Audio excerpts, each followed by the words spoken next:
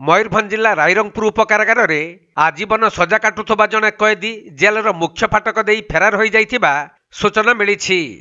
घर विषय थाना अंचल बुढ़ामरा ग्रामर होइथिबा बेले से 2015 मसीह एक नरहत्या मामलें आजीवन कारादंड रे जेल रे सजा काटुथिले। तेबे यारी भितरे कैदी जनक जेल कर्तृपक्ष विश्वास भाजन होई जेल स्टाफ भाव में विभिन्न काम सहयोग मध्य करुथिले।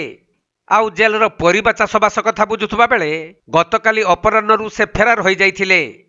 तेबे फेरार कैदी जनक झारखंड टाटा अंचल रे थिबार सूचना मिलुथबारु रायरंगपुर टाउन थाना पुलिस और जेल कर्तृपक्ष ताकू ट्रैक करी खोजाखोजी करुथबा जଣା पड़िछि।